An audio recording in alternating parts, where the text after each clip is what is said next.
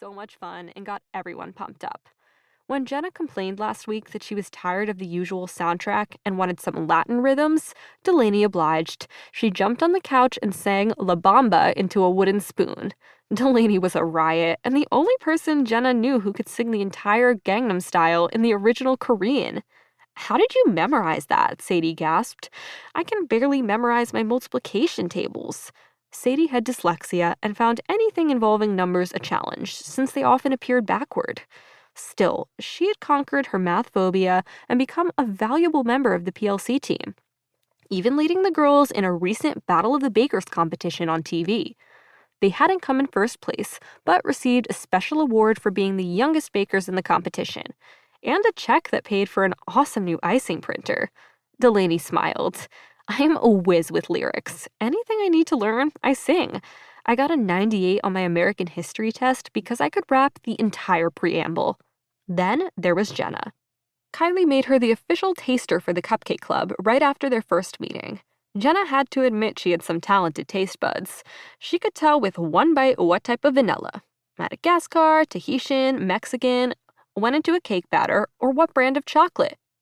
Calibut from Belgium, Amade from Italy, El Rey from Venezuela.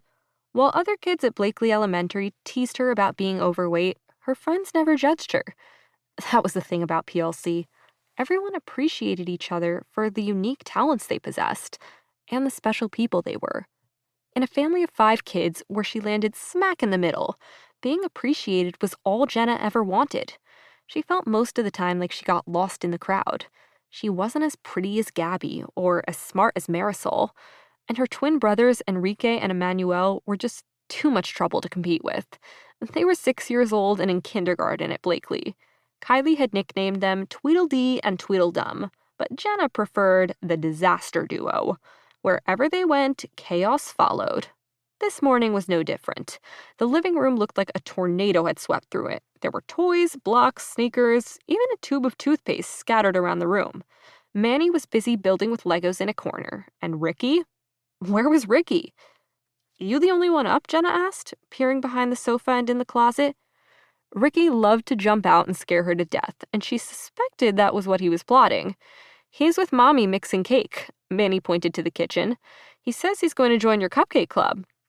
Jenna bristled at the thought. That's all she needed, her crazy little brother finger-painting the walls of Blakely with frosting. She knew Kylie would feel the same, but Juliet, their club advisor, always reminded them, the more the merrier. She didn't think anyone who wanted to join a club should be excluded. She'd never met Ricky. "Cake? You mean Magdalena's? My favorite Spanish sweet?" Jenna replied. "No, she said it's a wedding cake." Jenna looked puzzled. "A wedding cake? Why would Mommy be making a wedding cake?" Manny scratched his chin. That's what he did whenever he was thinking something over. "Dunno."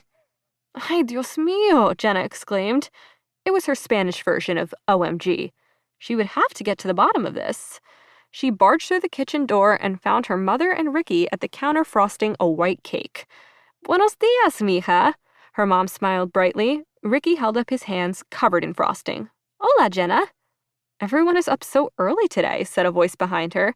It was her mother's boyfriend, Leo. Jenna spun around and gave him an icy stare. What was he doing here?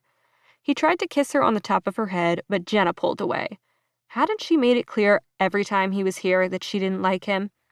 Her mom had scolded her for practically ignoring him the entire Christmas Eve dinner. Jenna had kept her face buried in her plate of cordero asado, her mom's famous roast lamb. "You're very quiet, Jenna," Leo had remarked. "Hope you're not feeling bad." Manny and Ricky cracked up and began making more barnyard animal sounds. Jenna didn't glance up once from her plate. She didn't know what her mother saw in this guy. He thought he was funny, but he wasn't, and no one was about to outpun her. She picked up a plate of veggies and pushed it under his nose. "Would you like some? You know what they say at the holidays. Peas on earth, goodwill towards man." Leo slapped his hand on his thigh. "Now that's a great one," he laughed out loud. "But I find your mother's orange flan more appealing. Get it? Oranges are appealing." He continued to laugh till his cheeks turned red and his eyes watered. Jenna glanced around the table. Everyone was cracking up at his